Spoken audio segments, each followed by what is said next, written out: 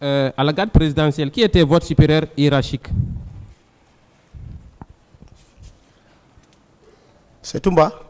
Voilà, donc aujourd'hui, le président de la République l'a instruit pour commander la paix. Donc vous reconnaissez que vous êtes l'adjoint direct de M. Toumba, même s'il n'y a pas un acte formel. N'est-ce pas? Je ne reconnais pas parce qu'il n'y avait pas d'acte. Très bien.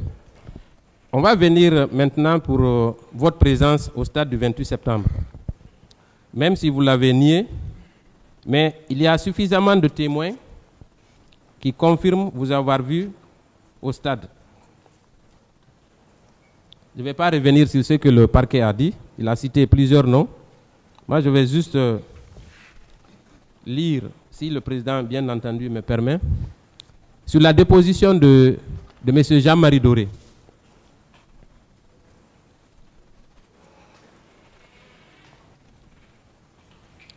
M. Jean-Marie Doré dit, à la page de son procès verbal d'audition, à la page 2, dans ce groupe, 5 soldats se sont détachés pour venir directement dans ma direction, comme si je leur avais été signalé. Ils étaient dirigés par un soldat du nom de Marcel Guilavogui. Est-ce que vous reconnaissez cette situation? Je ne reconnais pas ça. Vous connaissiez quand même Jean-Marie Doré, monsieur Jean-Marie Doré?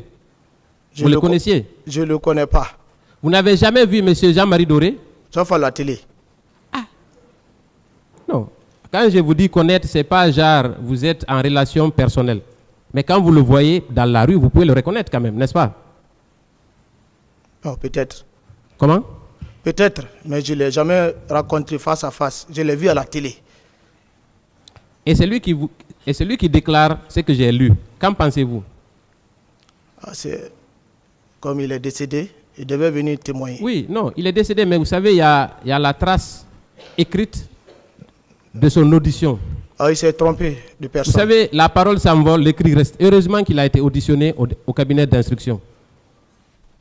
Je poursuis. Il s'est trompé. D'accord. Ils étaient dirigés par un soldat du nom de Marcel Guilavogui. Celui-ci m'a abordé en ces termes. C'est toi qu'on cherche depuis 2 ans. Alors j'ai compris que il s'agitait des éléments de l'Ilumo. Ça non plus, ça ne vous dit rien. Reprenez la lecture là-bas.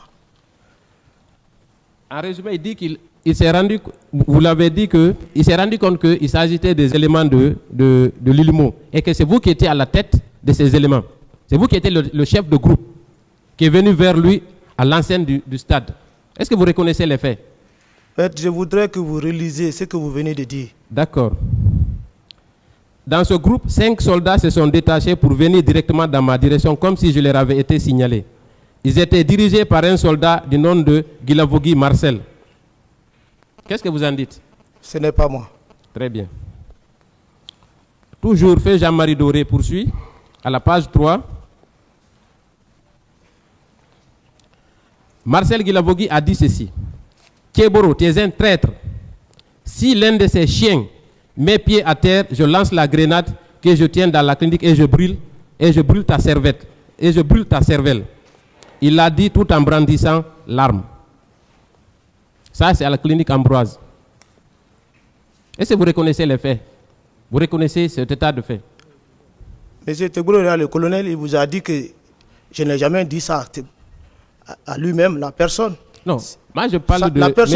La personne lui-même affirme que je ne l'ai pas dit ça. Monsieur Jean-Marie dit... Non, ce n'est pas moi, il s'est confondu. C'est pourquoi je vous dis que ici, que c'est une confusion.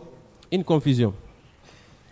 Plusieurs parties civiles vous ont également vu au stade en train de donner des ordres.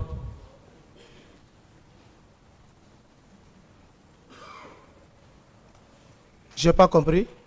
J'ai dit, plusieurs témoins et parties civiles qui viendront vous confondre à la barre racontent la même histoire, que vous étiez bel et bien présent au stade. Pourquoi vous continuez à nier? C'est vous qui le dites que je nie, mais je dis que ma part de vérité. Qui reste à prouver parce que Marcel n'est pas encore un policier pour être muni d'une matraque. M. Baouri déclare celui qui sert à plus belle une autre transition, en sortant le peuple contre une transition, déclare que ceux qui ont menacé à la clinique étaient plus costauds, plus grands, ce n'était pas Marcel. Ça a été dit ici, publiquement. Et M. Lozen Fala, en répondant, dit que Marcel, en me posant la question, si Marcel vous a menacé à la clinique, il dit non. Devant Toumba, cela était impossible. En ces termes, M. Baouri était même formel là-dessus. Celui-ci a dit que celui qui a menacé était plus costaud par corpulence que ce n'était pas Marcel. Devant ici. Alors, Moussa Tchegourou qui a été menacé par Marcel, connaissant Marcel, dit que ce n'était pas Marcel. Et vous voulez passer par les déclarations d'un accusé de 14 ans de détention arbitraire, prolongée, sans être à même d'être jugé pour un procès dans un délai raisonnable. Vous voulez prendre ces déclarations. Et votre honneur, je le dis, que quand j'ai entendu le ministère public dire ici, Toumba a dit que Marcel a fait. Vous pouvez prendre la déclaration d'un accusé contre un autre accusé? On ne peut même pas témoigner contre soi-même. Et je crois au correctionnel, hein?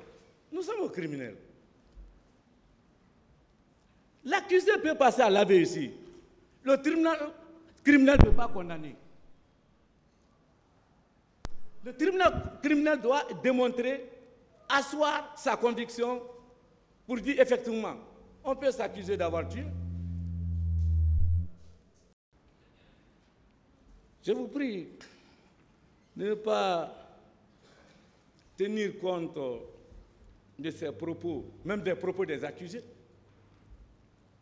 Parce qu'en matière criminelle, il faut les éléments de preuve dont nous allons aborder. Mais pas simple déclaration,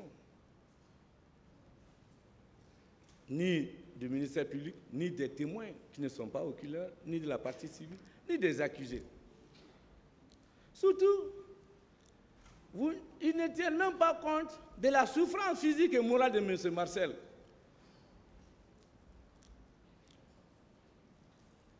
Il est en détention depuis le 18 juin 2010. Ça, c'est la souffrance physique et morale. Pendant qu'il était en détention, par des esprits malins qui lui ont promis une liberté, ils lui ont escroqué le seul bâtiment qu'il a.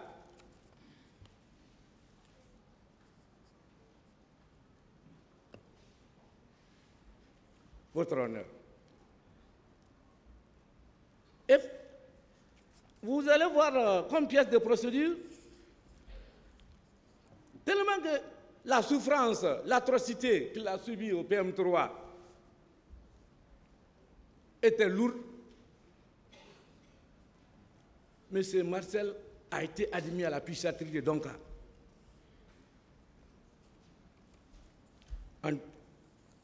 L'acte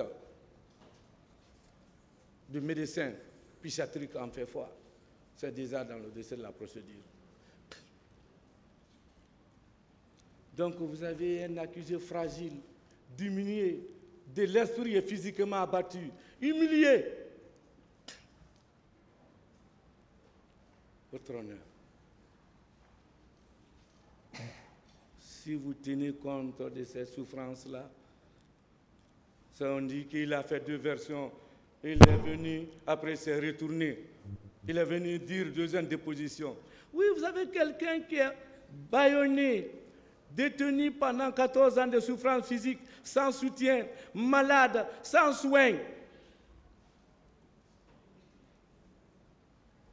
Sa maison enlevée. Victime même de l'escroquerie pour profiter de sa détention. Et vous appelez ça, Marcel, à deux versions. il y aura 1000 versions. Il y aura 1000 versions. Mais cela ne prouve pas qu'il l'a tué.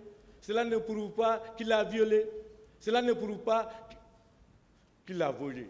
On va y arriver dans le corps. Alors, c'est dans ces difficultés-là qu'on demande